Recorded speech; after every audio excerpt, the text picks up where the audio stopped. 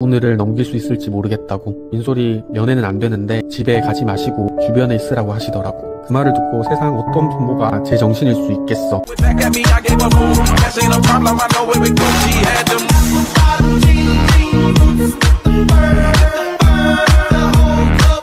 안녕 민솔아, 너가 얼마나 강인한 여자인지 아빠가 알려줄게. 민솔이가 우리 집에 온 지 3일째 되던 날이었어. 엄마는 민솔이를 보고 아빠는 출근했지. 저녁쯤에 엄마가 아빠한테 연락 와서 민솔이가 이상하다고 연락이 왔어. 아빠는 부랴부랴 가게 마감하고 집으로 뛰어갔는데 딱 봐도 민솔아, 너가 아파 보이는 거야. 늘어진 상태로 열은 40도에 분유도 안 먹고 심지어 울지도 않아. 바로 119에 전화하니 대학병원을 가래. 근데 의료 대란 때문에 진료가 안 될 수도 있으니까 전화를 해보고 가라고 하더라고. 전화해서 오라고 하길래 민솔이를 데리고 달렸지. 이때까지만 해도 아빠는 심각하게 받아들이지 않았어. 애들 다들 아프다고 하니까 병원 가면 괜찮겠지. 그런데 실시간으로 민솔아, 너가 변하는 게 보이더라고. 숨소리는 가빠지고 안색은 창백해졌어. 대학병원에 도착했을 때의 민솔이는 이미 축 늘어진 상태로 숨만 겨우 쉬고 있었어. 도착하자마자 진료를 보러 뛰어갔는데 간호사가 민솔이 체온을 재보더니 40도인 걸 확인하고 체온이 너무 높아서 진료를 보면 무조건 입원을 해야 하는데 소화병동이 없어서 입원이 안 된다고 양부대로 가라는 거야.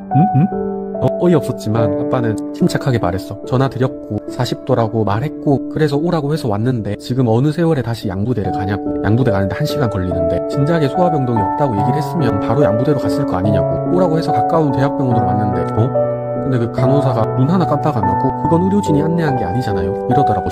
아빠는 꾹꾹 참고 있었고 엄마는 울고불고 사정했어. 의사 선생님만 만나게 해달라고. 애기 상태가 너무 안 좋다고. 우리가 봐도 애기 민솔아, 네 상태가 너무 안 좋았어. 간호사는 의사 선생님을 보더라도 우리는 할 수 있는 게 없다고만 반복했어. 아빠도 민솔이 안고 울부짖는 엄마를 보면서 피가 진짜 거꾸로 쏟았는데 아빠라도 침착해야겠다고 다짐하고 마음 다스리고 엄마를 타이르고 구급차를 불렀어. 간호사도 아기가 있었겠어. 병원에 지침대로 안내하는 걸 테고 한시라도 빨리 양부대를 가는 게 가장 좋다고 판단했어. 아무튼 구급차를 기다리고 있는데 보안업체에서 일하시는 분이 우리한테 다가오시더라고. 이름은 정원규 씨였어. 이분이 민솔아, 너의 생명의 은인이야. 엄마 아빠가 안타까워 보였는지 우리 얘기를 듣고 자기가 다른 간호사를 데리고 와보겠다고 하셨어. 다른 간호사분이 민솔이를 보더니 지금 바로 응급실로 들어오라고 하더라. 응급실로 들어가니까 엄마 아빠 마음이 편해지더라고.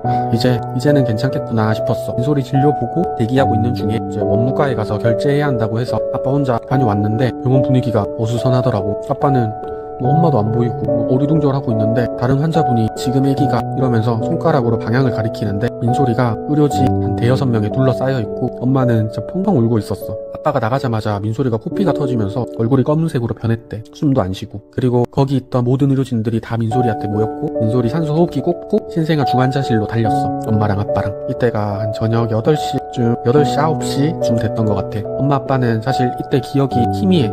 잘 기억이 나질 않아. 하염없이 울고 믿지 않는 세상에 믿어본 적 없는 세상의 모든 신에게 기도했어. 제발 살려달라고. 우리 민솔이 제발 살려주세요 이러면서. 시간이 얼마나 흘렀을까. 의사 선생님이 나오셨어. 처음 하신 말이 양부대 갔으면 가는 길에 죽었을 거라고 하셨어. 그리고 폐혈증이고 폐혈증 중에서도 심각한 편이라고. 오늘을 넘길 수 있을지 모르겠다고. 민솔이 면회는 안 되는데 집에 가지 마시고 주변에 있으라고 하시더라고. 그 말을 듣고 세상 어떤 부모가 제 정신일 수 있겠어. 울고 기도하고 보니까 새벽 6시였어. 신생아 중환자실 간호사분이 나오셔서 민솔이 이제는 고비를 넘긴 것 같다고 들어오셔서 보고 안심하고 집에 들어가시라고 하더라고. 민솔이 보니까 처음 들어갔을 때랑 달리 확실히 혈색이 돌더라. 그렇게 민솔이는 3주 동안 입원해 있다가 퇴원했어. 뇌수막염이라 부작용이 오지는 않을까 너무 걱정 많이 했는데 다행히 깨끗하다고 했어. 의사 선생님 말로는 엄마가 일찍 알아차려서 빨리 대처한 덕분이라고 했어. 엄마는 아직까지도 자기 때문에 민솔이가 아팠던 것 같다고 늘 입버릇처럼 말하는데 엄마가 잘했지. 원규님도 찾아가서 작지만 마음을 표현했단다. 민솔아,